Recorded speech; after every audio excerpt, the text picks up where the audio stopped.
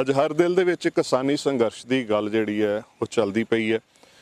ਮੈਨੂੰ ਨਹੀਂ ਲੱਗਦਾ ਦੁਨੀਆ ਭਰ ਦੇ ਵਿੱਚ ਵਸਦਾ ਕੋਈ ਪੰਜਾਬੀ ਹੋਏ ਤੇ ਉਹ ਅੱਜ ਕਿਸਾਨਾਂ ਦੇ ਬਾਰੇ ਨਾ ਸੋਚਦਾ ਹੋਏ। ਸੋ ਪਿਛਲੇ ਦਿਨਾਂ 'ਚ ਅਸੀਂ ਦਿੱਲੀ ਦਾ ਸਾਰਾ ਹਾਲ ਤੁਹਾਡੇ ਨਾਲ ਸਾਂਝਾ ਕੀਤਾ ਸੀ।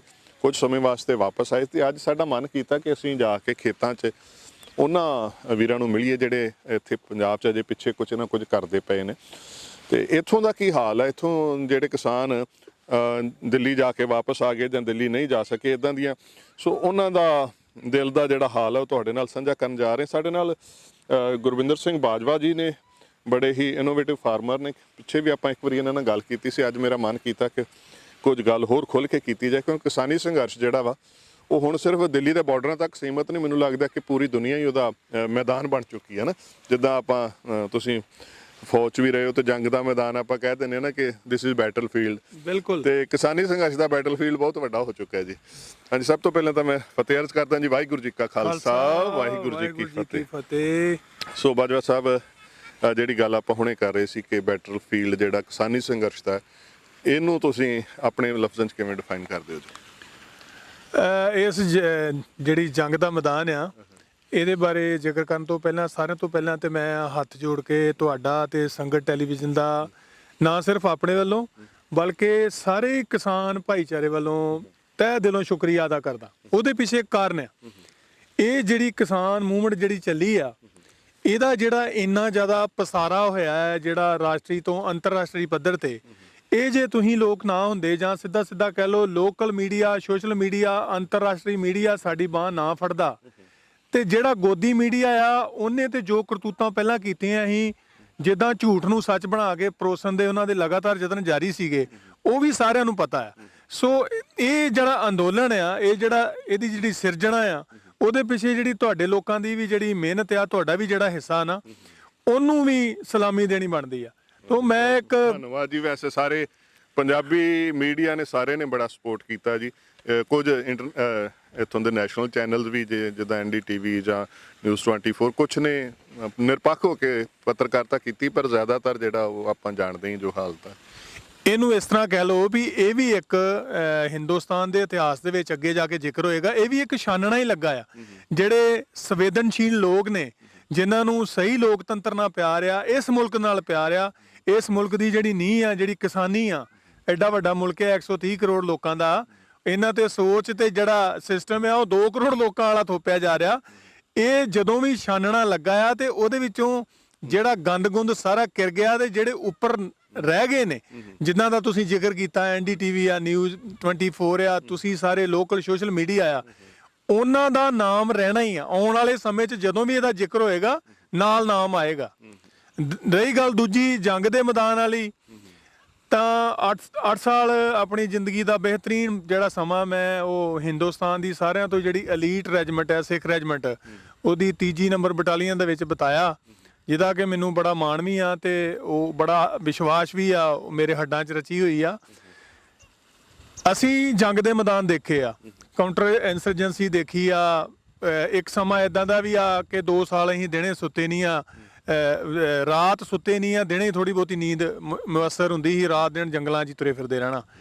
ਪਰ ਜਿਹੜਾ ਇਹ ਜੰਗ ਦਾ ਮੈਦਾਨ ਬਣਿਆ ਔਰ ਜਿਸ ਕੰਮ ਲਈ ਬਣਿਆ, ਕਿਉਂਕਿ ਇਹ ਹੋਂਦ ਨਾਲ ਜੁੜਿਆ ਹੋਇਆ ਮਸਲਾ ਸੀ, ਇਹ ਕਈਆਂ ਨੂੰ ਅਜੇ ਵੀ ਭੁਲੇਖਾ ਆ ਕਿ ਇਹ ਹੁਣ ਕੋਈ ਕੱਲਾ ਆਰਥਿਕ ਮਸਲਾ ਤੇ ਰਹਿ ਨਹੀਂ ਗਿਆ, ਪੈਸੇ ਨਾਲ ਜੁੜਿਆ।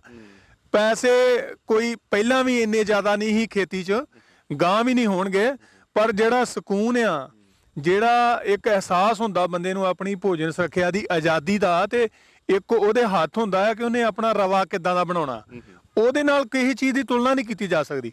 ਇਸ ਚੀਜ਼ ਨੂੰ ਬਚਾਉਣ ਵਾਸਤੇ ਜਿਹੜੇ ਯੋਧੇ ਉਸ ਮੈਦਾਨੇ ਜੰਗ ਦੇ ਵਿੱਚ ਦਿੱਲੀ ਦੇ ਬਾਰਡਰ ਤੇ ਜਾ ਕੇ ਡਟ ਗਏ ਆ, ਇਹਨੂੰ ਹੁਣ ਕੱਲ ਨੂੰ ਕੋਈ ਕਵੇ ਕਿ ਪਾਣੀਪਤ ਦੀਆਂ ਲੜਾਈਆਂ ਨਾ ਜਾਂ ਹੋਰ ਵਾਟਰਲੂ ਦੇ ਜਿਹੜੀਆਂ ਦੁਨੀਆ ਦੀਆਂ ਹੋਰ ਟੌਪ ਦੀਆਂ ਲੜਾਈਆਂ, ਉਹਨਾਂ ਨਾਲ ਇਹਦਾ ਤੁਲਨਾ ਕੀਤੀ ਜਾਵੇ, ਮੈਨੂੰ ਲੱਗਦਾ ਉਹ ਸਹੀ ਨਹੀਂ ਹੋਏਗਾ। ਇਹ ਇੱਕ ਬਿਲਕੁਲ ਵੱਖਰੀ ਕਿਸਮ ਦੀ ਜਦੋਜਹਿਦ ਆ, ਜਿਹਦੇ ਵਿੱਚ ਆਪ ਮੁਹਾਰੇ ਹੋ ਕੇ ਲੋਕ, ਇਹਨੂੰ ਕਿਸੇ ਨੇ ਡਾਇਰੈਕਟ ਨਹੀਂ ਕੀਤਾ, ਇਹਨੂੰ ਕਿਸੇ ਨੇ ਡਿਕਟੇਟ ਨਹੀਂ ਕੀਤਾ। ਲੋਕ ਜਿੱਦਾਂ ਭਰੇ ਪੀਤੇ ਨਹੀਂ ਪਏ ਹੁੰਦੇ ਵੀ ਸਾਰਿਆਂ ਤੋਂ ਹੀ, ਸਿਸਟਮ ਤੋਂ, ਕਰਪਸ਼ਨ ਤੋਂ, ਸਿਆਸਤ ਤੋਂ, ਨਿਜ਼ਾਮ ਤੋਂ, ਉਹਨਾਂ ਨੇ ਇੱਕਦਮ ਇਹ ਸਾਰੇ ਦਾ ਮੁਹਾਰ ਆ ਉਹ ਨਿਕਲ ਕੇ ਬਾਹਰ ਆ ਗਿਆ। ਇਹ ਹੱਲਾ ਬੋਲ ਹੋ ਗਿਆ। ਇੱਕ ਲਫ਼ਜ਼ ਤੁਸੀਂ ਜਿਹੜਾ ਕਿਹਾ ਨਾ ਸਿਸਟਮ, ਇਹ ਅਕਸਰ ਮੈਨੂੰ ਲੱਗਦਾ ਕਿ ਪੱਤਰਕਾਰਤਾ ਦੀ ਜ਼ਿੰਦਗੀ ਦੇ ਵਿੱਚ ਬਹੁਤ ਵਾਰੀ ਇਸ ਗੱਲ ਹੋਈ, ਸਿਸਟਮ ਖਰਾਬ ਹੈ, ਸਿਸਟਮ ਇੱਦਾਂ, ਸਿਸਟਮ ਉੱਦਾਂ। ਤੇ ਮੈਨੂੰ ਲੱਗਦਾ ਇਹ ਸਿਸਟਮ ਤੋਂ ਅੱਕੇ ਲੋਕ ਜਿਹੜੇ ਸੀ, ਜਿਵੇਂ ਆਪ ਜੀ ਨੇ ਗੱਲ ਕੀਤੀ, ਉਹ ਆਪ ਮੁਹਾਰੇ ਹੋ ਕੇ ਦਿੱਲੀ ਨੂੰ ਤੁਰ ਪਏ। ਤੇ ਇਹਦਾ ਰਿਜ਼ਲਟ ਹੁਣ ਉਹ ਤਾਂ ਸਾਡੇ ਸਾਹਮਣੇ ਆਏਗਾ ਜੀ। ਇਹਦਾ ਜੇ ਕ੍ਰੈਡਿਟ ਜੇ ਕਿਤੇ ਇੱਕ ਲਾਈਨ 'ਚ ਦੇਣਾ ਹੋਵੇ ਨਾ, ਤੇ ਭਾਜੀ ਮੈਂ ਆਪਣੇ ਦਿਲ ਤੋਂ ਇਹ ਗੱਲ ਜ਼ਰੂਰ ਕਹਿਣਾ ਚਾਹਾਂਗਾ ਕਿ ਜਦੋਂ ਤੋਂ 2019 ਤੋਂ ਗੁਰੂ ਨਾਨਕ ਸੱਚੇ ਪਾਤਸ਼ਾਹ ਦੇ 550 ਸਾਲਾਂ ਦੇ ਜਨਮ ਉਤਸਵ ਦੇ ਜਸ਼ਨ ਸ਼ੁਰੂ ਹੋਏ ਆ, ਆਪ ਜੀ ਨੂੰ ਯਾਦ ਹੋਏਗਾ ਕਰਤਾਰਪੁਰ ਕੋਰੀਡੋਰ ਖੁੱਲਿਆ। ਜੀ ਜੀ ਬਿਲਕੁਲ। ਔਰ ਜਦੋਂ ਖੁੱਲ ਗਿਆ, ਜਦੋਂ ਦਰਸ਼ਨਾਂ ਦਾ ਸਮਾਂ ਹੀ, ਇੱਥੇ ਕੁਦਰਤੀ ਖੇਤੀ ਕਾਰਵਾਈਆਂ ਕਹਿ ਲੋ ਜਾਂ ਦੂਜੀਆਂ ਕਾਰਵਾਈਆਂ ਕਰਕੇ ਇਸ ਤਰ੍ਹਾਂ ਦਾ ਸਮਾਂ ਸੀਗਾ ਅਕਤੂਬਰ 2019 ਐਂਡ ਦੇ ਵਿੱਚ ਕਿ ਸਾਹ ਲੈਣਾ ਮੁਸ਼ਕਲ ਸੀ। ਕਿ ਮੈਨੂੰ ਵੀ ਨੈਟ ਤੇ ਇੱਕ ਪੋਸਟ ਪਾਉਣੀ ਪੈ ਗਈ ਸੀ ਵੀ ਮਾਸਕ ਲੈ ਕੇ ਆਇਓ। ਉਦੋਂ ਕਿਸੇ ਨੂੰ ਚੇਤਾ ਨਹੀਂ ਹੈ ਕਿ ਅੱਗੋਂ ਇਹ ਕਰੋਨਾ ਨਾਂ ਦਾ ਡਮਰੂ ਲੈ ਕੇ ਆਉਣ ਵਾਲੇ ਆ ਇਹ ਲੋਕ ਜਿਹੜੇ ਵਪਾਰੀ ਨੇ। ਉਹ ਇੰਨਾ ਬੁਰਾ ਹਾਲ ਸੀ, ਪਰ ਉਹ ਸ਼ਾਇਦ ਉਹ ਅੰਤ ਸੀਗਾ ਸਾਰੀਆਂ ਚੀਜ਼ਾਂ ਦਾ। ਗੁਰੂ ਨਾਨਕ ਪਾਤਸ਼ਾਹ ਨੇ ਮੁੜ ਕੇ ਵਾਗਡੋਰ ਆਪਣੇ ਹੱਥ 'ਚ ਸੰਭਾਲੀ, ਐਸੀ ਕਿਰਪਾ ਹੋਈ, ਹਰ 10ਵੇਂ ਦਿਨ ਬਾਰਿਸ਼ ਹੋਈ। ਔਰ ਜਿੱਥੇ ਆਪਾਂ ਖੜੇ ਆ ਇਸ ਵੇਲੇ, ਇਸ ਜ਼ਮੀਨ ਦੇ ਵਿੱਚ ਇੱਕ ਵੀ ਪਾਣੀ ਲੱਗੇ ਤੋਂ ਬਗੈਰ, ਮੋਟਰ ਚੱਲੀ ਤੋਂ ਬਗੈਰ ਸਾਰੀ ਮੀਂਹਾਂ ਦੇ ਨਾਲ ਹੀ ਕਣਕ ਹੋਈ ਔਰ ਬਰਾਬਰ ਹੋਈ, ਬਗੈਰ ਅੱਗ ਲਾਇਆ, ਬਗੈਰ ਕੋਈ ਜ਼ਿਆਦਾ ਖਾਦ ਸਪਰੇਆਂ ਤੋਂ ਬਗੈਰ। ਮੈਂ ਉਹਨੂੰ ਵੀ ਬਾਬੇ ਨਾਨਕ ਦੀ ਬਰਕਤ ਹੀ ਸਮਝਦਾ ਸੀ। ਉਹਨਾਂ ਨੇ ਉਹ ਆਪਣੇ ਤਮਾਸ਼ੇ ਨਹੀਂ ਹੋਣ ਦਿੱਤੇ ਤੇ ਲੋਕਾਂ ਨੂੰ ਇੱਧਰ ਨਿਜ਼ਾਮ ਸਾਰਾ ਆਪਣੇ ਹੱਥ 'ਚ ਲਿਆ। ਬਾਅਦ ਵਿੱਚ ਉਹ ਜਲਦੀ ਹੀ ਮਾਰਚ ਅਪ੍ਰੈਲ ਦੇ ਵਿੱਚ ਕਰੋਨਾ ਵਾਲਾ ਸਿਸਟਮ ਪੈ ਗਿਆ। ਉਹਦੇ ਤੋਂ ਬਾਅਦ ਵੀ ਫਿਰ ਇਹ ਵੀ ਬਾਬੇ ਨਾਨਕ ਦੀ ਲੀਲਾ ਆ। ਇਹ ਸਾਰਾ ਕ੍ਰੈਡਿਟ ਉਹਨਾਂ ਨੂੰ ਜਾਂਦਾ ਜਦੋਂ ਆਂਦੇ ਨਾ ਵੀ ਘੜਾ ਭਰ ਗਿਆ, ਉੱਭਰ ਰਿਹਾ ਸੀ, ਤੇ ਉਹ ਕਿਸੇ ਨਾ ਕਿਸੇ ਨੇ ਉਹਨੂੰ ਪੁੱਛ ਦੇਣੀ ਸੀ। ਤੇ ਬਾਬੇ ਨਾਨਕ ਦੇ ਫਲਸਫੇ ਤੋਂ ਵੱਡੀ ਕੋਈ ਚੀਜ਼ ਹੈ ਹੀ ਨਹੀਂ ਦੁਨੀਆ 'ਚ। ਬਿਲਕੁਲ, ਇਸ ਤੋਂ ਵੱਡੀ ਗੱਲ ਕੋਈ ਹੈ ਨਹੀਂ। ਕਿਉਂਕਿ ਜੇ ਆਪਾਂ ਧਾਰਮਿਕ ਤੌਰ ਤੇ ਵੇਖੀਏ, ਜਿਵੇਂ ਆਪਾਂ ਅਕਸਰ ਗੱਲ ਕਰਦੇ ਹਾਂ, ਆਪ ਨਾਰਾਇਣ ਕਲਾ ਧਾਰ ਜਗ ਮੈਂ ਪਰਵਰਿਓ। ਸੋ ਮਹਾਰਾਜ ਦੀ ਇਹ ਗੱਲ ਜਿਹੜੀ ਤੁਸੀਂ ਸਾਂਝੀ ਕੀਤੀ, ਅਸੀਂ ਵੀ ਅਕਸਰ ਆਪਣੇ ਪ੍ਰੋਗਰਾਮ 'ਚ ਇਸ ਗੱਲ ਨੂੰ ਲੈ ਕੇ ਚੱਲਦੇ ਹਾਂ ਕਿ 550 ਸਾਲ ਆਪਾਂ ਮਨਾਇਆ, ਤੇ ਉਹਦਾ ਸਾਨੂੰ ਕੁਝ ਨਾ ਕੁਝ ਜਿਹੜਾ ਮਹਾਰਾਜ ਵੱਲੋਂ ਕ੍ਰੈਡਿਟ ਮਿਲ ਰਿਹਾ, ਉਹ ਕ੍ਰੈਡਿਟ ਦਾ ਹੀ ਇੱਕ ਹਿੱਸਾ। ਕਿਉਂਕਿ ਬਾਬਰ ਨੂੰ ਜਾਬਰ ਕਹਿਣ ਵਾਲੇ ਬਾਬਾ ਜੀ ਹੁਣ ਇਸ ਵੇਲੇ ਫਿਰ ਉਹ ਕਿੱਦਾਂ ਚੁੱਪ ਰਹਿੰਦੇ, ਉਹਨਾਂ ਨੇ ਕੁਝ ਨਾ ਕੁਝ ਕਰਨਾ ਹੀ ਸੀ ਜੀ। ਬਿਲਕੁਲ, ਜੋ ਕੁਝ ਵੀ ਹੋ ਰਿਹਾ ਨਾ, ਲੋਕ ਕਈ ਖਾਮਖਾ ਦੀ ਹੈਰਾਨੀ ਦਾ ਪ੍ਰਗਟਾਵਾ ਕਰ ਰਹੇ ਆ ਜਿਨ੍ਹਾਂ ਨੇ ਕਦੀ ਇਦਾਂ ਦੇ ਦ੍ਰਿਸ਼ ਵੇਖੇ ਨਹੀਂ।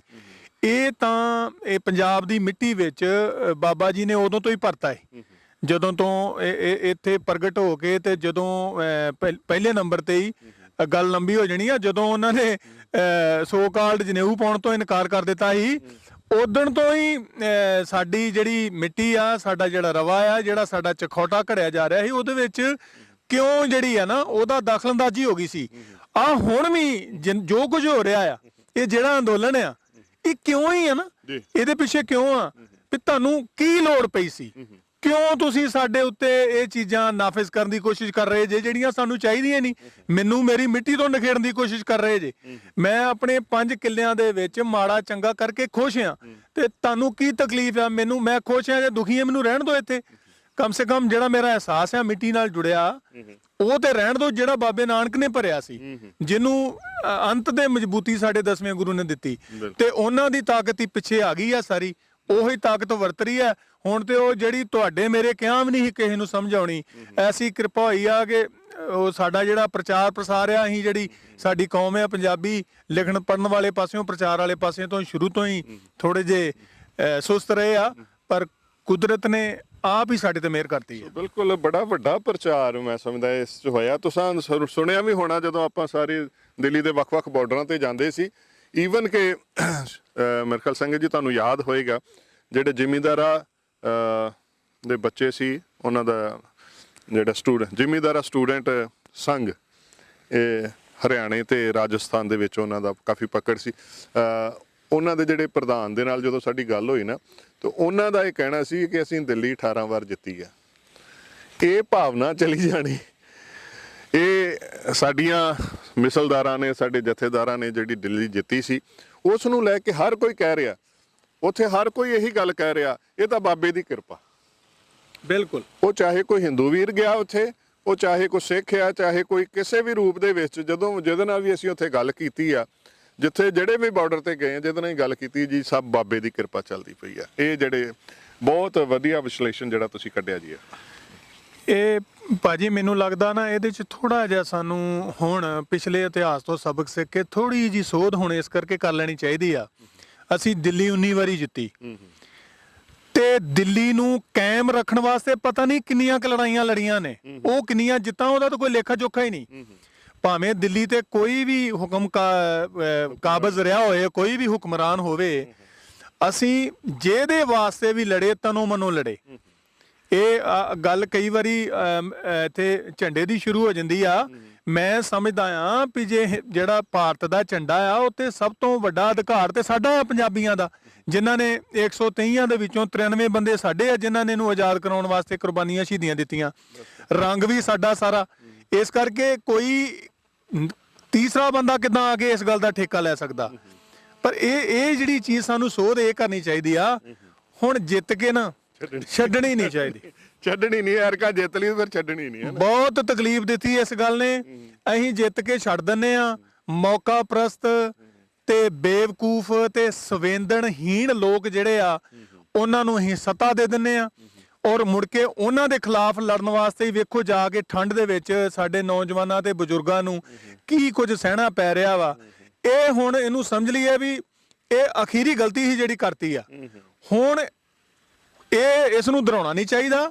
ਇਸ ਸਿਸਟਮ ਦੇ ਵਿੱਚ ਧਰਤੀ ਪੁੱਤਰ ਹੋਣੇ ਚਾਹੀਦੇ ਆ, ਔਰ ਮੈਕਸਿਮਮ ਹੋਣੇ ਚਾਹੀਦੇ, ਮੈਜੋਰਟੀ ਚ ਹੋਣੀ ਚਾਹੀਦੇ ਆ। ਉਹ ਕਿਸੇ ਵੀ ਧਰਮ ਦੇ, ਜਾਤ ਦੇ ਆ, ਇਸ ਗੱਲ ਨਾਲ ਨਹੀਂ ਕੋਈ, ਪਰ ਉਹ ਕਿਸਾਨੀ ਬੈਕਗ੍ਰਾਉਂਡ ਦੇ ਹੋਣ ਤੇ ਉੱਥੇ ਹੋਣ, ਉਹਨਾਂ ਨੂੰ ਪਤਾ ਹੋਵੇ। ਔਰ ਇਸ ਗੱਲ ਪਿੱਛੇ ਮੈਂ ਤੁਹਾਨੂੰ ਇਹ ਨਹੀਂ ਕਿ ਕੋਈ ਹਵਾ ਹਵਾਈ ਜਾਂ ਜਜ਼ਬਾਤੀ ਹੋ ਕੇ ਗੱਲ ਕਰ ਰਿਹਾ। ਤੁਸੀਂ ਇਕੱਲੇ ਇਹਦਾ ਭਾਰਤ ਦਾ ਹੀ ਚੁੱਕ ਕੇ ਦੇਖੋ ਇਤਿਹਾਸ। ਇੱਥੇ ਅਗਰ ਕਿਸਾਨਾਂ ਵਾਸਤੇ ਕੋਈ ਗੱਲ ਹੋਈ ਆ, ਚਲੋ ਆ ਜ਼ਿਕਰ ਚੱਲਦਾ ਆ ਕਿ ਸਾਨੂੰ ਜ਼ਮੀਨਾਂ ਜਿਹੜੀਆਂ ਬਾਬੇ ਬੰਦਾ ਸਿੰਘ ਬਹਾਦਰ ਨੇ ਬਖਸ਼ੀਆਂ, ਪਰ ਸਾਨੂੰ ਜ਼ਮੀਨਾਂ ਦੇ ਮਾਮਲੇ ਤੇ ਕਾਗਜ਼ੀ ਪੱਤਰੀ ਪੱਕਿਆਂ ਕਿਸੇ ਨੇ ਕੀਤਾ ਤੇ ਸਰ ਛੋਟੂ ਰਾਮੀ, ਮੈਂ ਉਹਦੇ ਅੱਗੇ ਵੀ ਸਿਰ ਝੁਕਦਾ ਆ। ਉਹਨੇ ਵੀ ਸਾਰੀ ਉਮਰ ਪਗੜੀ ਬੱਧੀ ਸੀ ਕਿਸਾਨਾਂ ਦਾ, ਕਿਸਾਨਾਂ ਵਾਸਤੇ ਉਹਨੇ ਸਾਰੇ, ਔਰ ਅੰਗਰੇਜ਼ ਵਰਗੀ ਚਲਾਕ ਤੇ ਸ਼ਾਤਰ ਕੌਮ ਦੇ ਨਾਲ ਬਹਿਸ ਕਰਕੇ ਤੇ ਕਿਸਾਨਾਂ ਦੀਆਂ ਜ਼ਮੀਨਾਂ ਦੇ ਮਾਲਕ ਉਹਨਾਂ ਨੂੰ ਬਣਾਇਆ। ਉਸ ਤੋਂ ਬਾਅਦ ਜਿਹੜੀ ਕੁਰੇਬੰਦੀ ਦਾ ਸਮੱਸਿਆ ਸੀ ਉਹ ਚਲੋ ਸਰਦਾਰ ਪ੍ਰਤਾਪ ਸਿੰਘ ਕੈਰੋਂ ਨੇ ਦੂਰ ਕੀਤੀ। ਜੇ ਰਾਸ਼ਟਰੀ ਲੈਵਲ ਤੇ ਗੱਲ ਕਰੀਏ ਤੇ ਲਾਲ ਬਹਾਦਰ ਸ਼ਾਸਤਰੀ, ਚੌਧਰੀ ਚਰਨ ਸਿੰਘ ਤੇ ਕੁਛ ਚੌਧਰੀ ਦੇਵੀ ਲਾਲ, ਇਹਨਾਂ ਤੋਂ ਬਾਅਦ ਕੋਈ ਮਿੱਟੀ ਨਾਲ ਜੁੜਿਆ ਜਾਂ ਮਿੱਟੀ ਨਾਲ ਅਸਲੀ ਜੁੜਿਆ ਤੇ ਕਿਸਾਨਾਂ ਨੂੰ ਬਾਰੇ ਸੋਚਦਾ ਬੰਦਾ ਕੋਈ ਅਸੀਂ ਕੇਂਦਰ ਸਰਕਾਰ ਵਿੱਚ ਭੇਜ ਹੀ ਨਹੀਂ ਸਕੇ। ਜਿਹੜੇ ਕਿਸਾਨੀ ਦੇ ਮਖੌਟੇ ਪਾ ਕੇ ਗਏ ਉੱਥੇ ਤਥਾਕਥਿਤ ਕਿਸਾਨ ਆਗੂ, ਉਹਨਾਂ ਨੇ ਕੀ ਕਰਤੂਤ ਕੀਤੀ ਆ ਉਹ ਵੀ ਸਭ ਲੋਕਾਂ ਦੇ ਸਾਹਮਣੇ ਆ। ਹੁਣ ਸਾਨੂੰ ਇਹ ਗਲਤੀ ਜਿਹੜੀ ਆ ਨਾ, ਇਹ ਦੁਬਾਰਾ ਨਹੀਂ ਦੁਹਰਾਉਣੀ ਚਾਹੀਦੀ, ਨਹੀਂ ਤੇ ਇਦਾਂ ਹੀ ਆਪਾਂ ਸੜਕਾਂ ਤੇ ਰੁਲਾਂਗੇ ਤੇ ਬਾਰ-ਬਾਰ ਅੰਦੋਲਨ ਨਹੀਂ ਹੁੰਦੇ। ਬਿਲਕੁਲ, ਆ ਜਿਹੜੀ ਗੱਲ ਆ ਬਾਜਵਾ ਸਾਹਿਬ ਨੇ ਕੀਤੀ ਨਾ, ਬਾਰ-ਬਾਰ ਅੰਦੋਲਨ ਨਹੀਂ ਹੁੰਦੇ, ਬਾਰ-ਬਾਰ ਏਡੇ ਵੱਡੇ ਇਕੱਠ ਨਹੀਂ ਹੁੰਦੇ। ਇਹ ਜਜ਼ਬਾਤੀ ਹੋ ਕੇ ਲੋਕ ਆਪ ਮੁਹਾਰੇ ਹੋ ਕੇ ਜਿਹੜੇ ਨਿਕਲੇ ਸੀ, ਜਿਹੜੀ ਗੱਲ ਇਹਨਾਂ ਨੇ ਕੀਤੀ ਆ ਨਾ, ਅੱਜ ਵੇਖੋ ਇੱਕ ਬੜਾ ਦੁਖਾਂਤ ਇਸ ਗੱਲ ਦਾ ਵੀ ਸਾਡੇ ਸਾਹਮਣੇ ਆ ਕਿ ਚੌਧਰੀ ਦੇਵੀ ਲਾਲ ਦੇ ਅੱਗੋਂ ਉਹਦਾ ਪਰਿਵਾਰ ਦੇ ਜਿਹੜੇ ਲੋਕ ਨੇ ਉਹ ਅੱਜ ਕੁਰਸੀਆਂ ਦੇ ਪਿੱਛੇ ਲੱਗ ਕਰਕੇ ਤੇ ਕਿਸਾਨੀ ਨੂੰ ਪਿੱਠ ਦਿਖਾ ਰਹੇ ਨੇ। ਬੜੀ ਦੁੱਖ ਦੀ ਗੱਲ ਹੈ। ਸੋ ਜਿਹੜੀ ਇਹ ਗੱਲ ਕਹਿ ਰਹੇ ਨੇ ਕਿ ਹੁਣ ਅਗਲਾ ਜਿਹੜਾ ਸਮਾਂ ਹੈ ਉਹ ਹੁਣ ਦਿੱਲੀ ਜਿੱਤ ਕੇ ਤੇ ਕਿਸਾਨਾਂ ਨੇ ਫਿਰ ਛੱਡਣੀ ਨਹੀਂ। ਹੁਣ ਡੈਮੋਕ੍ਰੇਸੀ ਹੈ ਨਾ ਇੱਥੇ, ਸੋ ਡੈਮੋਕ੍ਰੇਸੀ ਦੇ ਵਿੱਚ ਵੋਟ ਬੈਂਕ ਵੀ ਬਹੁਤ ਵੱਡਾ ਕਿਸਾਨੀ ਦਾ ਹੈਗਾ, ਪਰ ਉਹ ਜਿਹੜਾ ਖਿਲਰਿਆ ਪਿਆ ਸੀ, ਮੈਂ ਸਮਝਦਾ ਉਹਨੂੰ ਵੀ ਕੋਈ ਦਿਸ਼ਾ ਦੇਣੀ ਬਣਦੀ ਹੈ। ਇਹਦੇ 'ਚ ਕੀ ਕਹਿਣਾ ਚਾਹੋਗੇ ਜੀ? ਇਹ ਭਾਜੀ ਮੈਨੂੰ ਲੱਗਦਾ ਵੀ ਜਿਹੜੇ ਅਸੀਂ ਜਿਨ੍ਹਾਂ ਨੂੰ ਵੋਟਾਂ ਦੇ ਕੇ ਤੇ ਉੱਥੇ ਸਰਕਾਰ ਦਿੱਤੀ ਆ ਨਾ, ਵੀ ਇਹ ਕੁਝ ਬਦਲਾਵ ਜਾਂ ਕੁਝ ਇਹ ਹਿੰਦੁਸਤਾਨ ਦੀ ਇਹਨੂੰ ਇਹਦੇ ਵਿੱਚ ਕੁਝ ਵਧੀਆ ਕਰਨਗੇ, ਇਹਦੇ ਵਾਸਤੇ ਸਾਰੇ ਲੋਕਾਂ ਨੂੰ ਨਾਲ ਲੈ ਕੇ ਚੱਲਣਗੇ, ਪਰ ਉਹ ਪਤਾ ਨਹੀਂ ਕਿਹੜੇ ਮਗਾਲਤੇ 'ਚ ਆ ਗਿਆ। ਇੱਕ ਤੇ ਉਹਨਾਂ ਨੇ ਅੰਡਰ ਐਸਟੀਮੇਟ ਬੜਾ ਕਰ ਲਿਆ, ਤੇ ਖਾਸ ਕਰਕੇ ਇਤਿਹਾਸ ਗਵਾਹ ਆ ਕਿ ਪੰਜਾਬੀਆਂ ਬਾਰੇ ਤੇ ਮਸ਼ਹੂਰ ਆ, ਠੀਕ ਆ, ਫਿਲਮ 'ਚ ਬਾਅਦ 'ਚ ਡਾਇਲੋਗ ਆ ਗਿਆ ਸੀ, ਪੰਜਾਬੀ ਜੋ ਕਹਿੰਦੇ ਆ ਉਹ ਕਰਦੇ ਆ, ਜੋ ਨਹੀਂ ਕਹਿੰਦੇ ਉਹ ਤੇ ਫਿਰ ਡੈਫੀਨੇਟਲੀ ਕਰਦੇ ਆ, ਇਹ ਕਰ ਸਕਦੇ ਆ। ਮਤਲਬ ਕਿਸੇ ਦੀ ਸੋਚ 'ਚ ਵੀ ਨਹੀਂ ਹੁੰਦਾ ਵੀ ਇਹ ਕਰ ਸਕਣਗੇ, ਇਹ ਕਰ ਸਕਦੇ ਆ, ਇਹਨਾਂ ਨੇ ਕਰਕੇ ਵਿਖਾਇਆ ਆ। ਜੋ ਕੁਝ ਪਿਛਲੇ 1 ਮਹੀਨੇ 'ਚ ਹੋਇਆ ਉਹ ਕਿਸੇ ਨੂੰ ਸੋਚਿਆ ਥੋੜੀ ਸੀ, ਇਹ ਹੋਇਆ ਸਭ ਦੇ ਸਾਹਮਣੇ ਆ। ਉਹਨਾਂ ਨੂੰ ਇਹ ਵੀ ਲੱਗਿਆ, ਇੱਕ ਦੇਖੋ ਇਹ ਸਾਡੇ ਤੋਂ ਪਹਿਲਾਂ ਉੱਥੇ ਛੋਟੇ-ਛੋਟੇ ਕਿਸਾਨ ਅੰਦੋਲਨ ਦਿੱਲੀ ਦੇ ਵਿੱਚ ਬੜੇ ਹੋਏ ਆ, ਉਹ ਵਿਚਾਰੇ ਸਾਊਥ ਦੇ ਜਿਹੜੇ ਕਿਸਾਨ ਆ ਉਹ ਆ ਕੇ ਆਪਣੇ ਮਰੇ ਹੋਏ ਜੀਆਂ ਦੀਆਂ ਖੋਪੜੀਆਂ ਤੱਕ ਗਲਾਂ 'ਚ ਪਾ ਕੇ ਨੰਗੇ ਧੜੰਗੇ ਬੈਠੇ ਰਹੇ ਉੱਥੇ। ਉਹਨਾਂ ਦੀ ਕਿਸੇ ਨੇ ਸਾਰ ਨਹੀਂ ਲਈ। ਹਾਂ ਠੀਕ ਆ, ਬਾਬੇ ਨਾਨਕ ਦਾ ਫਲਸਫਾ ਤੇ ਸਾਰਿਆਂ ਦੀ ਸਾਰ ਲੈਂਦਾ, ਲੰਗਰ ਪਾਣੀ ਉਹਨਾਂ ਨੂੰ ਗੁਰਦੁਆਰਾ ਬਗਲਾ ਸਾਹਿਬ ਤੋਂ ਜਾਂਦਾ ਰਿਹਾ। ਉਹ ਤੇ ਸਾਨੂੰ ਮਹਾਰਾਜ ਨੇ ਬਖਸ਼ਿਸ਼ ਕੀਤੀ ਆ 20 ਰੁਪਈਆਂ ਦੇ ਲੰਗਰ ਦੀ, ਉਹ ਤੇ ਮੁੱਕਣਾ ਹੀ ਨਹੀਂ ਕਦੀ। ਪਰ ਹੁਣ ਵੀ ਇਹਨਾਂ ਨੇ ਸਮਝ ਲਿਆ ਸੀ ਵੀ ਪਹਿਲੀ ਗੱਲ ਤੇ ਜੋ ਪ੍ਰਚਾਰ ਸੀ ਵੀ ਇਹ ਜਿਹੜੀ ਪੰਜਾਬ ਦੀ ਜਵਾਨੀ ਆ, ਕਿਸਾਨੀ ਆ, ਇਹ ਨਸ਼ੇੜੀ ਹੋ ਗਈ ਆ, ਇਹਨਾਂ ਦੇ ਹੱਡਾਂ 'ਚ ਤਾਕਤ ਨਹੀਂ ਆ, ਇਹ ਸੋਚਣਾ ਵੀ ਉਹਨਾਂ ਦਾ ਬਣਦਾ ਆ। ਤੁਸੀਂ ਕਹੋਗੇ ਕੀ ਗੱਲ ਕਰ ਰਿਹਾ, ਜਿਹੜੀ ਚੀਜ਼ ਤੋਂ ਅਸੀਂ 15 ਸਾਲ ਤੋਂ ਆਪਣੇ ਲੈਵਲ ਤੇ ਆਪਣੇ ਕਿਸਾਨ ਗਰੁੱਪਾਂ 'ਚ ਰੌਲਾ ਪਾਉਂਦੇ ਆ ਰਹੇ ਹਾਂ, ਸਾਡੇ ਹੱਥੋਂ ਸਾਡੀ ਮਿੱਟੀ, ਸਾਡੀ ਹਵਾ, ਸਾਡੇ ਪਾਣੀ ਨੂੰ ਪਲੀਤ ਕਰਵਾਇਆ ਰੱਜ ਕੇ ਉਹਨਾਂ ਨੇ। ਸਾਡਾ ਸ਼ੋਸ਼ਣ ਵੀ ਕੀਤਾ, ਪੈਸੇ ਵੀ ਸਾਡੇ, ਸਿਰ ਵੀ ਸਾਡਾ, ਜੁੱਤੀਆਂ ਵੀ ਸਾਡੀਆਂ। ਉਹਨਾਂ ਦਾ ਸੋਚਣਾ ਬਣਦਾ ਹੀ ਵੀ ਇਹਨਾਂ ਦੇ ਸਰੀਰ ਜ਼ਹਿਰ ਵਾਲੇ ਹੋ ਗਏ ਨੇ, ਜ਼ਹਿਰੀ ਸਰੀਰ ਨੇ, ਨਸ਼ੇੜੀ ਨੇ, ਇਹ ਖੜੇ ਹੋ ਹੀ ਨਹੀਂ ਸਕਦੇ। ਜਿੱਦਾਂ ਅੰਗਰੇਜ਼ਾਂ ਨੇ ਚੀਨੀਆਂ ਨੂੰ ਫੀਮ ਤੇ ਲਾ ਕੇ ਤੇ ਜਿੱਤ ਲਿਆ ਸੀ ਨਾ ਚੀਨ, ਉਹ ਇਹਨਾਂ ਨੇ ਵੀ ਸੋਚਿਆ ਵੀ ਇਹਨਾਂ ਦੇ ਹੁਣ ਪੱਲੇ ਕੀ ਆ, ਪਰ ਉਹਨਾਂ ਨੂੰ ਇਹ ਚਿੱਟਾ ਲਾ ਲਿਆ ਤੇ ਕਦੀ ਕਾਲਾ ਲਾ ਲਿਆ, ਕੁਝ ਨਾ ਕੁਝ ਚੱਲੀ ਜਾਂਦਾ। ਉਹਨਾਂ ਨੂੰ ਇਸ ਗੱਲ ਦਾ ਪਤਾ ਹੀ ਨਹੀਂ ਵੀ ਇਹ ਜਿਹੜੀ ਮਿੱਟੀ ਆ ਇਹਦੇ ਵਿੱਚ ਕੀ ਖਾਸੀਅਤ ਹੈ, ਇਹਦਾ ਕੀ ਖਾਸਾ ਵਾ। ਇਸ ਮਿੱਟੀ ਦੇ ਵਿੱਚ ਜਿਹੜਾ ਪੁੱਛ ਆ ਇਹ ਕਿਸੇ ਹੋਰ ਮਿੱਟੀ 'ਚ ਹੈ ਹੀ ਨਹੀਂ, ਤੇ ਸਾਰੀ ਦੁਨੀਆ ਨੇ ਵੇਖ ਲਿਆ। ਔਰ ਦੂਜੀ ਗੱਲ ਇਹ ਆ ਕਿ ਜਦੋਂ ਕਿਤੇ ਚੈਲੰਜ ਆਉਂਦਾ ਨਾ, ਜਦੋਂ ਚੁਣੌਤੀ ਦਾ ਕੰਮ ਆਉਂਦਾ, ਤੇ ਪੰਜਾਬੀਆਂ ਤੋਂ ਵੱਧ ਇਹ ਚੁਣੌਤੀ ਨੂੰ ਅੱਜ ਤੱਕ ਕਿਸੇ ਨੇ ਸਵੀਕਾਰਿਆ ਹੀ ਨਹੀਂ। ਬਿਲਕੁਲ ਇਹ ਗੱਲ ਮੈਂ ਸਮਝਦਾ ਕਿ ਇੱਕ ਕਿਸਾਨ ਹੋਣ ਦੇ ਨਾਤੇ ਤੇ ਇੱਕ ਫੌਜੀ ਹੋਣ ਦੇ ਨਾਤੇ ਤੇ ਖਾਸ ਤੌਰ ਤੇ ਉਸ ਸਿੱਖ ਬਟਾਲੀਅਨ ਦਾ ਹਿੱਸਾ ਹੋਣ ਦੇ ਨਾਤੇ ਬਾਜਵਾ ਸਾਹਿਬ ਜਿਹੜੀ ਕਹਿ ਰਹੇ ਨੇ, ਇਹਦਾ ਤਾਂ ਮੈਂ ਸਮਝਦਾ ਕਿੰਨੇ ਹੀ ਪ੍ਰੂਫ ਜੇ ਆਪਾਂ ਇਸ ਗੱਲ ਤੇ ਚੱਲ ਜਾਂਗੇ ਨਾ ਕਿ ਜਦੋਂ ਚੈਲੰਜ ਆ ਜਾਂਦਾ ਨਾ ਸਾਹਮਣੇ, ਤੇ ਉਦੋਂ ਦਾ ਫਿਰ ਜਿੱਦਾਂ ਚਾਅ ਚੜ੍ਹਦੇ ਨੇ ਵੀ ਹੁਣ ਬਾਜੀ ਮਾਰਨੀ ਹੈ। ਬਿਲਕੁਲ ਭਾਜੀ, ਇਹਨਾਂ ਪ੍ਰੋਟੋਕਾਲ ਦਾ ਤਕਾਜ਼ਾ ਆ ਕਿ ਮੈਂ ਆਪਣੀ ਫੌਜੀ ਜ਼ਿੰਦਗੀ ਦੇ ਕਿਸੇ ਨਹੀਂ ਸਾਂਝੇ ਕਰ ਸਕਦਾ, ਪਰ ਮੈਂ ਤੁਹਾਨੂੰ ਇੰਨਾ ਸਿਰਫ ਕਹਿ ਦੇਣਾ ਆ ਵੀ ਮੇਰੀ ਜਿਹੜੀ 3 ਸਿੱਖ ਬਟਾਲੀਅਨ ਹੈ ਇਹਨੂੰ ਬਾਬਿਆਂ ਦੀ ਪਲਟਨ ਕਹਿੰਦੇ ਆ। ਔਰ ਵਾਹਿਦ ਪੂਰੇ ਹਿੰਦੁਸਤਾਨ ਦੇ ਵਿੱਚ ਇੱਕਮਾਤਰ ਇਹ ਸਿੱਖ ਬਟਾਲੀਅਨ ਹੈ ਜਿਹਦੇ ਵਿੱਚ ਸਤਿ ਸ੍ਰੀ ਅਕਾਲ ਨਹੀਂ, ਵਾਹਿਗੁਰੂ ਜੀ ਕੀ ਫਤਿਹ ਬੁਲਾਈ ਜਾਂਦੀ ਆ। ਬਾਬਾ ਕਰਮ ਸਿੰਘ ਜੀ ਜਿਹੜੇ ਹੋਤੀ ਮਰਦਾਨ ਵਾਲੇ, ਉਹਨਾਂ ਦੀ ਵੀ ਐਸੋਸੀਏਸ਼ਨ ਇਹਦੇ ਨਾਲ ਰਹੀ ਆ। ਸੋ ਬੜੀਆਂ ਬਰਕਤਾਂ ਰਹੀਆਂ ਆ ਇਹਦੇ ਤੇ। ਪਰ ਮੈਂ ਇਹ ਗੱਲ ਯਕੀਨ ਨਾਲ ਕਹਿਣਾ ਚਾਹੁੰਦਾ ਆ ਵੀ ਅਸੀਂ ਉਹ ਬਹੁਤ ਸਾਰੇ ਕੰਮ, ਉਹ ਬਹੁਤ ਸਾਰੇ ਚੈਲੰਜ, ਚੁਣੌਤੀਆਂ, ਉਹ ਅਸੀਂ ਬਿਲਕੁਲ ਨਿਰਭੈ ਹੋ ਕੇ, ਸਾਡੇ ਦਿਮਾਗ 'ਚ ਹੀ ਗੱਲ ਨਹੀਂ ਆਈ ਕਿ ਪਿੱਛੇ ਮਾਂ-ਬਾਪ ਵੀ ਹੈਗੇ ਆ, ਉਹ ਕਬੂਲ ਕੀਤੀਆਂ ਤੇ ਸਿਰੇ ਚਾੜੀਆਂ, ਜਿਨ੍ਹਾਂ ਦਾ ਤਨਖਾਹ ਨਾਲ ਕੋਈ ਸਬੰਧ ਨਹੀਂ। ਮੇਰੇ ਖਿਆਲ ਦੇ ਵਿੱਚ ਇੰਨਾ ਹੀ ਇਸ਼ਾਰਾ ਕਾਫੀ ਆ। ਕਿਉਂ? ਸਾਡੀ ਜਿਹੜੀ ਡੈਡੀਕੇਸ਼ਨ ਹੈ, ਜਿਹੜੀ ਸਾਡੀ ਪ੍ਰਤੀਬੱਧਤਾ ਆ, ਸਾਡੀ ਜਿਹੜੀ ਸ਼ਰਮ ਆ, ਉਹ ਸਾਡੇ ਵਡੇਰਿਆਂ ਦੀਆਂ ਕੁਰਬਾਨੀਆਂ ਨਾਲ ਜੁੜੀ ਹੋਈ ਸੀ। ਤੇ ਜੇ ਉਧਰੋਂ ਇਦਾਂ ਹੋ ਸਕਦਾ ਆ, ਤੇ ਹੈ ਤੇ ਇਸੇ ਮਿੱਟੀ ਚੋਂ ਹੀ ਆਪਾਂ ਗਏ ਆ ਨਾ। ਜਵਾਨ ਤੇ ਕਿਸਾਨ, ਮੈਂ ਤਾਂ ਅੱਗੇ ਵੀ ਸੈਂਟਰ ਗਵਰਨਮੈਂਟ ਨੂੰ, ਜਿੰਨੇ ਵੀ ਇੱਥੇ ਉੱਪਰ ਬੈਠੇ ਆ, ਸਾਰਿਆਂ ਨੂੰ ਹੱਥ ਜੋੜ ਕੇ ਬੜੀ ਵਾਰੀ ਇਹ ਬੇਨਤੀ ਕੀਤੀ ਆ ਕਿ ਰੱਬ ਦੇ ਵਾਸਤੇ ਤੁਸੀਂ ਤੇ ਗੰਗਾ ਮੈਲੀ ਹੋ ਜੇ ਕੋਈ ਗੱਲ ਨਹੀਂ, ਤੁਸੀਂ ਤੇ ਜਿਹੜੀ ਹਿੰਦੁਸਤਾਨ ਦੀ ਗੰਗੋਤਰੀ ਆ, ਜਿਹੜੀ ਤੁਹਾਨੂੰ ਜਵਾਨ ਵੀ ਦੇ ਰਹੀ ਆ ਤੇ ਕਿਸਾਨ ਅੰਨ ਵੀ ਦੇ ਰਹੀ ਆ, ਤੁਸੀਂ ਉਹਦਾ ਬੇੜਾ ਕਰਨ ਤੇ ਤੁਲ ਪਏ ਜੇ। ਤੁਹਾਡਾ ਕੱਲ ਨੂੰ ਬਣੇਗਾ ਕੀ? ਤੁਹਾਨੂੰ ਬਚਾਊਗਾ ਕੌਣ? ਤੁਹਾਡੀ ਰਾਖੀ ਕੌਣ ਕਰੂਗਾ? ਰੋਟੀ ਦੀ ਦੂਰ ਦੀ ਗੱਲ ਛੱਡੋ। ਹਾਂ, ਤੁਸੀਂ ਬਿਲਕੁਲ ਇੱਕ ਘਿਰਿਆ ਹੋਇਆ, ਸਾਰੇ ਪਾਸਿਓਂ ਘਿਰਿਆ ਹੋਇਆ, ਜਿੱਥੇ ਕਿ ਬੜੀਆਂ ਬੜੀਆਂ ਤਾਕਤਾਂ ਜਿਹੜੀਆਂ ਨੇ, ਜਿਹੜੀਆਂ ਵਿਸ਼ਵ ਪੱਧਰ ਦੀਆਂ, ਉਹ ਚੁਣੌਤੀਆਂ ਬਣਾ ਕੇ ਖੜੀਆਂ। ਇਹ ਪਿਛਲੇ ਮੇਰੇ ਖਿਆਲ ਕੁਝ ਮਹੀਨੇ ਪਹਿਲਾਂ ਦੀ ਗੱਲ ਆ, ਜਦੋਂ ਆਪਣਾ ਇੱਕ ਸਿੰਘ ਨੇ, ਉਹਨੇ ਕਿੰਨੇ ਉੱਥੇ ਫੌਜੀ ਜਿਹੜੇ ਸੀ ਹੱਥੋਂ ਹੱਥੀ ਜੀ ਢਾਲੇ ਸੀ। ਉਹ ਪੰਜਾਬ ਰੈਜੀਮੈਂਟ ਦੀ 3 ਬਟਾਲੀਅਨ ਦਾ ਸਿਪਾਹੀ ਗੁਰਤੇਜ ਸਿੰਘ ਸੀਗਾ। ਬਹੁਤ ਛੋਟੀ ਉਮਰ 'ਚ, ਬੜੀ ਛੋਟੀ ਨੌਕਰੀ 'ਚ, ਪਰ ਉਹ ਗੁਰੂ ਦੀ ਸੋਚ ਨੂੰ ਅਪਣਾਇਆ ਹੋਇਆ ਸਿੱਖ ਨੌਜਵਾਨ ਸੀਗਾ। ਹਾਲਾਂਕਿ ਪੰਜਾਬ ਰੈਜੀਮੈਂਟ ਜਿਹੜੀ ਆ ਉਹ ਮਿਕਸ ਰੈਜੀਮੈਂਟ ਆ, ਉਹਦੇ ਵਿੱਚ ਪੰਜਾਬੀ ਵੀ ਹੁੰਦੇ ਨੇ, ਹਿਮਾਚਲੀ ਵੀ ਹੁੰਦੇ ਨੇ, ਹਰਿਆਣੇ ਦੇ ਵੀ ਹੁੰਦੇ ਨੇ, ਪਰ ਉਹਨੇ ਜਿਹੜਾ ਇੱਕ ਵੱਖਰਾ ਹੀ ਜਲਵਾ ਵਿਖਾਇਆ ਔਰ ਸ੍ਰੀ ਸਾਹਿਬ ਨਾਲ ਉੱਥੇ ਘੁੱਪ ਹਨੇਰੇ ਦੇ ਵਿੱਚ ਜਿਹੜੀ ਕਿਸਮ ਦਾ ਜੰਗ ਲੜਿਆ, ਔਰ ਉਹਨਾਂ ਦੇ ਖਿਲਾਫ ਲੜਿਆ ਜਿਹੜੇ ਤਿਆਰੀ ਨਾਲ ਆਏ ਸੀ, ਜਿਨ੍ਹਾਂ ਕੋਲ ਘਾਤਕ ਗੁਪਤ ਹਥਿਆਰ ਸਨ। ਉੱਥੇ ਵੀ ਉਸ ਬੰਦੇ ਨੇ ਸ਼ਹੀਦ ਹੋਣ ਤੋਂ ਪਹਿਲਾਂ ਦੱਸਿਆ ਵੀ ਅਸੀਂ ਕੌਣ ਹੁੰਨੇ ਆ, ਤੇ ਉਸ ਗੱਲ ਦੀ ਉਪਮਾ ਕਰਨ ਦੀ ਬਜਾਏ, ਉਸ ਗੱਲ ਨੂੰ ਐਪਰੀਸ਼ੀਏਟ ਕਰਨ ਦੀ ਬਜਾਏ, ਉਸ ਮਿੱਟੀ ਨੂੰ ਨਮਸਕਾਰ ਕਰਨ ਦੀ ਬਜਾਏ, ਤੁਸੀਂ ਉਸ ਮਿੱਟੀ ਦਾ ਕਬਜ਼ਾ ਕਿਸੇ ਹੋਰ ਬੰਦੇ ਨੂੰ ਦੇਣ ਤੁਰ ਪਏ ਜੇ। ਇਹ ਕਿੰਨੀ ਕਮਾਤ ਵਾਲੀ ਗੱਲ ਆ। ਮੈਂ ਤੇ ਇਹ ਤੋਂ ਬੜਾ ਹੈਰਾਨ ਆ। ਮੈਨੂੰ ਜ਼ਿਆਦਾ ਦੁੱਖ ਹੁੰਦਾ ਆ ਕਿਉਂਕਿ ਜੈ ਜਵਾਨ ਜੈ ਕਿਸਾਨ ਦੇ ਨਾਰੇ ਨੂੰ ਅਸੀਂ ਆਪਣੇ ਤੇ ਲਾਗੂ ਕਰਕੇ ਨੇੜਿਓਂ ਭੁਗਤਿਆ। ਜੇ ਫੌਜ ਦੀ ਨੌਕਰੀ ਬਾਅਦ ਧੰਦਾ ਚੁਣਿਆ, ਦੂਜੀਆਂ ਵੀ ਨੌਕਰੀਆਂ ਮਿਲਦੀਆਂ ਸੀਗੀਆਂ, ਮਿਲ ਜਾਂਦੀਆਂ ਆ, ਪਰ ਫਿਰ ਵੀ ਖੇਤੀ ਨੂੰ ਚੁਣਿਆ ਵੀ ਇਹ ਇੱਕ ਆਜ਼ਾਦੀ ਨਾਲ ਜੁੜਿਆ ਹੋਇਆ ਆਪਣੀ ਮੌਜ ਦਾ ਧੰਦਾ ਆ। ਤੇ ਜੇ ਤੁਸੀਂ ਇਹਨਾਂ ਦੋਹਾਂ ਚੀਜ਼ਾਂ ਦੀ ਨਹੀਂ ਜਿਹੜਾ ਬੰਦਾ ਕਦਰ ਕਰ ਰਿਹਾ ਜਾਂ ਇਹਦੇ ਬਾਰੇ ਉਹਨੂੰ ਕੋਈ ਸ਼ੱਕ ਆ, ਉਹ ਸਾਡੇ ਮੁਲਕ ਦਾ ਬਹੁਤ ਵੱਡਾ ਗਦਾਰ ਉਹ ਆ ਇਹ ਬੇੜਾਗਰ ਕਰਨ ਤੇ ਉਹ ਤੁਲਿਆ ਵਾ, ਜਿਹਨੂੰ ਰੋਕ ਲਾਉਣ ਵਾਸਤੇ ਮਹਾਰਾਜ ਨੇ ਜਿਹੜੀ ਇਹ ਲੀਲਾ ਆਪ ਹੀ ਰਚ ਦਿੱਤੀ ਹੁਣ। ਸੋ ਬਿਲਕੁਲ ਵੱਡੇ ਵੱਡੇ ਧਾੜ ਵੀ ਆਉਂਦੇ ਰਹੇ ਨੇ। ਇੱਕ ਗੱਲ ਫਿਰ ਅੱਜ ਦੁਹਰਾਉਣ ਨੂੰ ਜੀ ਕਰਦਾ ਕਿ ਪੰਜਾਬ ਦੇ ਜੰਮਿਆਂ ਨੂੰ ਨਿਤ ਮੁਹਿੰਮਾਂ। ਸੋ ਇਹ ਮੁਹਿੰਮਾਂ ਦੀ ਧਰਤੀ, ਜਿੱਦਾਂ ਹੁਣੇ ਥੋੜੀ ਦੇਰ ਪਹਿਲਾਂ ਬਾਜਵਾ ਸਾਹਿਬ ਨੇ ਕਿਹਾ ਸੀ ਵੀ ਮਿੱਟੀ ਜਿਹੜੀ ਹੈ ਨਾ, ਇਹ ਸਾਨੂੰ ਐਸਾ ਪੁੱਛ ਦੇ ਦਿੰਦੀ ਹੈ। ਉਹ ਜਿਹੜਾ ਜਜ਼ਬਾ ਹੈ ਨਾ, ਕਿਉਂਕਿ ਕੋਈ ਵੀ ਜਿਹੜਾ ਹੱਲਾ ਹੁੰਦਾ ਉਹਦੇ ਪਿੱਛੇ ਇੱਕ ਪਿੱਛੋਂ ਜਿਹੜੀ ਪੁੱਛ ਹੈ, ਤੇ ਉਹ ਸਾਨੂੰ ਇਸ ਮਿੱਟੀ ਚੋਂ ਮਿਲਦੀ ਹੈ, ਕਿਉਂਕਿ ਇਹਦੇ ਕਣ ਕਣ ਦੇ ਵਿੱਚ ਰੱਬੀ ਰਹਿਮਤਾਂ ਨੇ। ਇਹ ਗੁਰੂ ਨਾਨਕ ਸਾਹਿਬ ਦੀ ਵਰਸਾਈ ਹੋਈ, ਪਤਾ ਨਹੀਂ ਇਸ ਕਿੰਨੇ ਯੋਧਿਆਂ ਨੇ ਇਹਦੇ ਇਸ ਨੂੰ ਆਜ਼ਾਦ ਕਰਾਉਣ ਦਾ ਹੀ ਜੇਕਰ ਗੱਲ ਕਰੀਏ, ਉਹਦੇ 'ਚ ਵੀ ਬਹੁਤ ਕੁਝ ਹੈ। ਤੇ ਜਿਹੜਾ ਪਹਿਲਾਂ ਆਜ਼ਾਦ ਕਰਾਇਆ ਸੀ, ਇੱਕ ਤਾਂ ਗੋਰਿਆਂ ਤੋਂ ਆਜ਼ਾਦੀ ਹੈ ਨਾ, ਜਿਹੜੀ ਮੁਗਲਾਂ ਤੋਂ ਆਜ਼ਾਦੀ ਜਿਹੜੀ ਦਵਾਈ ਹੈ, ਜਿਹੜਾ ਦਰਾ ਖੈਬਰ ਬੰਦ ਕੀਤਾ, ਬਹੁਤ ਕੁਝ ਸਾਡੇ ਕੋਲ ਮੌਜੂਦ ਹੈ।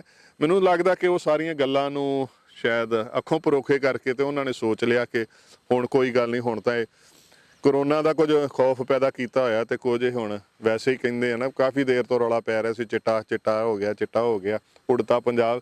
ਹੁਣ ਪੰਜਾਬ ਨੇ ਉਹ ਦਿਖਾ ਦਿੱਤਾ ਕਿ ਅਸੀਂ ਉੜਦੇ ਨਹੀਂ, ਅਸੀਂ ਉਡਾਉਂਦੇ ਹੁੰਦੇ ਹਾਂ ਜੀ। ਇੱਕ ਉਹਨਾਂ ਨੂੰ ਇਹ ਵੀ ਭੁਲੇਖਾ ਸੀਗਾ ਵੀ ਜਿਹੜਾ ਪੰਜਾਬ ਤੋਂ ਰਸਤਾ ਦਿੱਲੀ ਨੂੰ ਆਉਂਦੇ ਆ, ਉਹਨਾਂ ਤੇ ਉਹਨਾਂ ਦਾ ਰਾਜ ਆ ਹਰਿਆਣੇ 'ਚ ਤੇ ਯੂਪੀ 'ਚ।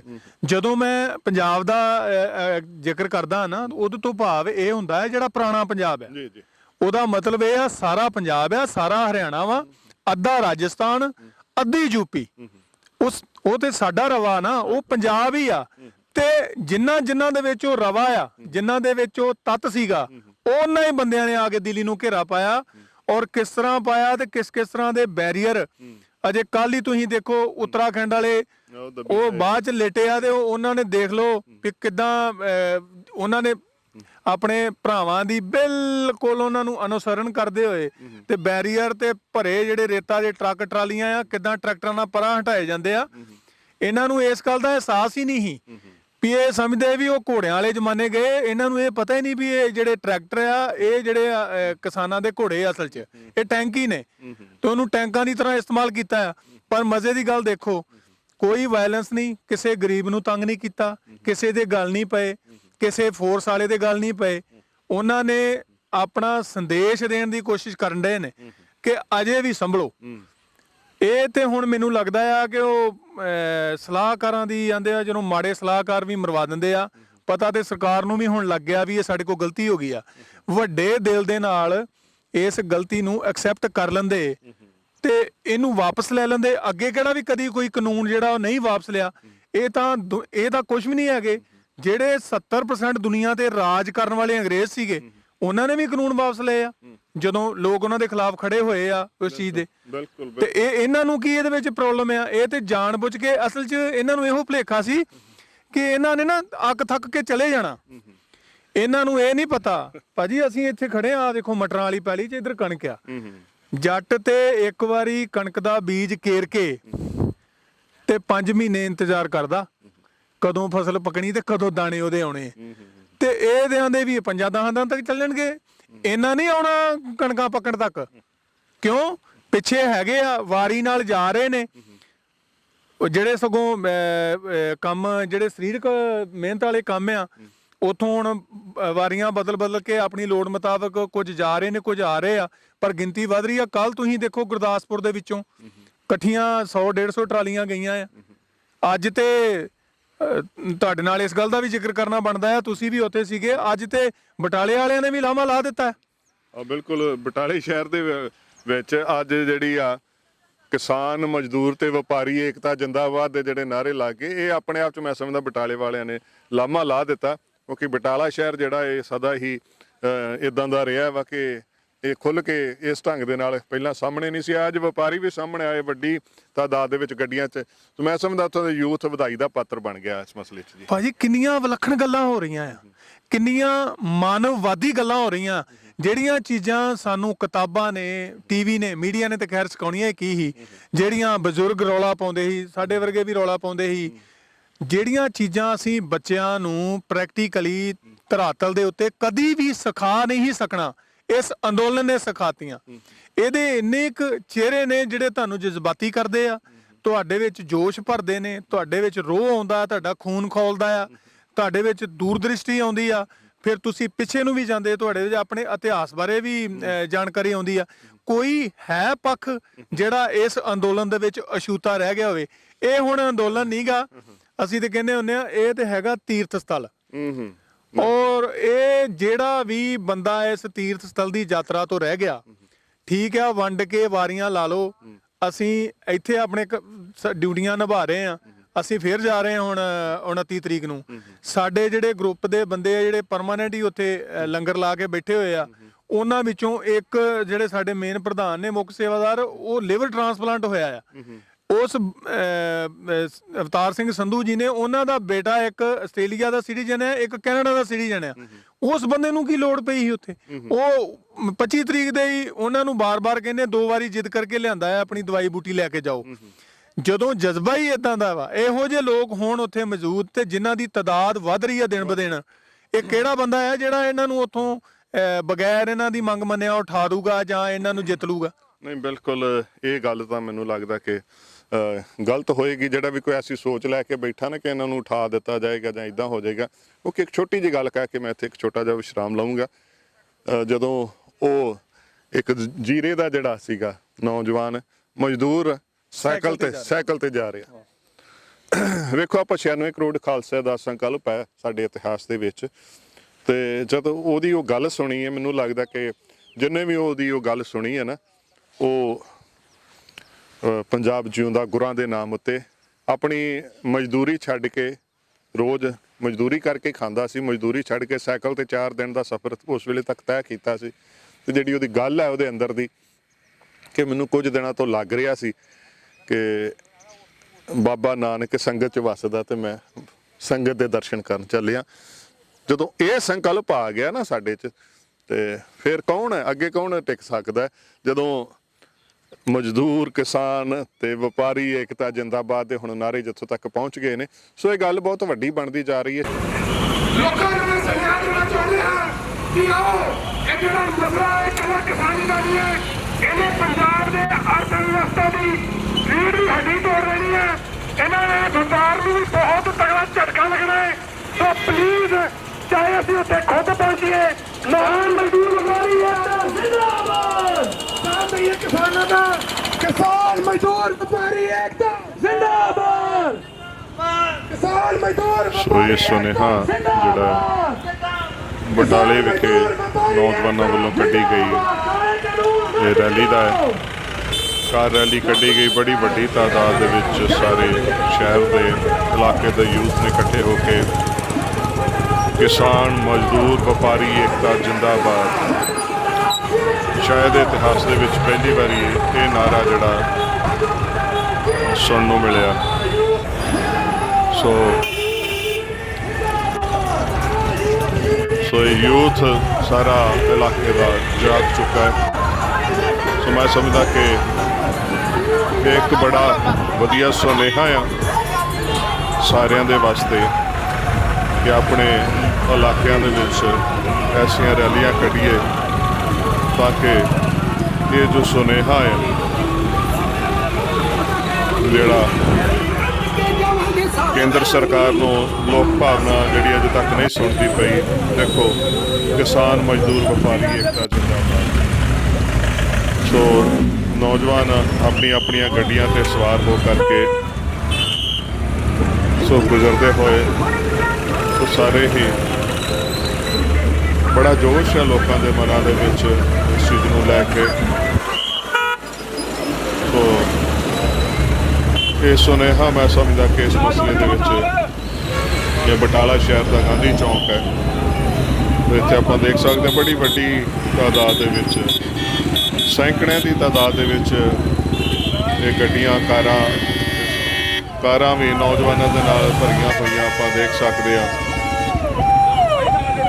ਸੋ ਇਹ ਨੌਜਵਾਨ, ਆਪਾਂ ਕਹਿ ਸਕਦੇ ਕਿ ਪੰਜਾਬ ਦਾ ਨੌਜਵਾਨ ਫਿਰ ਤੋਂ ਜਾਗਿਆ, ਲੰਬੇ ਅਰਸੇ ਤੋਂ ਚੁੱਪ ਸ਼ਾਂਤ ਜਾਂ ਆਪਣੇ ਹੀ ਮੌਜ ਮਸਤੀ 'ਚ ਰਹਿਣ ਵਾਲੇ ਨੌਜਵਾਨ ਜਿਹੜੇ ਨੇ, ਉਹ ਹੁਣ ਆਪਾਂ ਦੇਖ ਸਕਦੇ ਹਾਂ ਕਿ ਨੌਜਵਾਨ ਚੱਲੇ ਹੋਏ ਨੇ।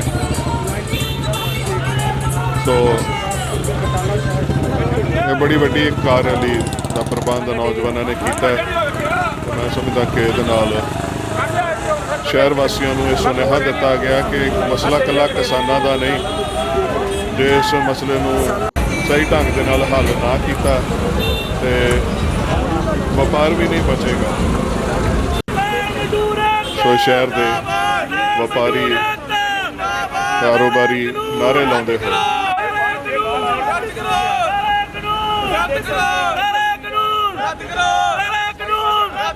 ਮੋਦੀ ਸਰਕਾਰ ਮੁਰਦਾਬਾਦ ਮੁਰਦਾਬਾਦ ਮੁਰਦਾਬਾਦ ਮੋਦੀ ਸਰਕਾਰ ਮੁਰਦਾਬਾਦ ਮੁਰਦਾਬਾਦ ਮੁਰਦਾਬਾਦ ਸਾਰਾ ਕਾਨੂੰਨ ਰੱਦ ਕਰੋ ਰੱਦ ਕਰੋ ਰੱਦ ਕਰੋ ਸਾਰਾ ਕਾਨੂੰਨ ਰੱਦ ਕਰੋ ਰੱਦ ਕਰੋ ਰੱਦ ਕਰੋ ਰੱਦ ਕਰੋ ਰੱਦ ਕਰੋ ਜਿੰਦਾਬਾਦ ਜਿੰਦਾਬਾਦ ਜਿੰਦਾਬਾਦ ਸਾਰਾ ਕਾਨੂੰਨ ਰੱਦ ਕਰੋ ਸਾਰਾ ਕਾਨੂੰਨ ਰੱਦ ਕਰੋ ਜਿੰਦਾਬਾਦ ਸੋ ਇਹ ਆਪਣੇ ਆਪ ਦੇ ਵਿੱਚ ਇੱਕ ਮਿਸਾਲ ਹੈ ਕਿ ਸ਼ਹਿਰੀ ਨੌਜਵਾਨ ਇਹ ਨਾਅਰੇ ਲਗਾ ਰਿਹਾ, ਕਾਲੇ ਕਾਨੂੰਨ ਰੱਦ ਕਰਾਉਣ ਦੇ ਵਾਸਤੇ ਨਾਅਰੇ ਲਾ ਰਿਹਾ। ਸੋ ਇਹ ਸਭ ਸ਼ਹਿਰੀਆਂ ਦੇ ਵਾਸਤੇ ਮੈਂ ਸਮਝਦਾ ਕਿ ਸੁਨੇਹਾ ਹੈ ਕਿ ਇਸ ਢੰਗ ਦੇ ਨਾਲ ਲਾਮਬੰਦ ਹੋ ਕਰਕੇ ਕੇਂਦਰ ਸਰਕਾਰ ਨੂੰ ਖਲੋਣਾ ਦਿੱਤਾ ਜਾਏ। नूर उपाया कुदरत के सब बंदे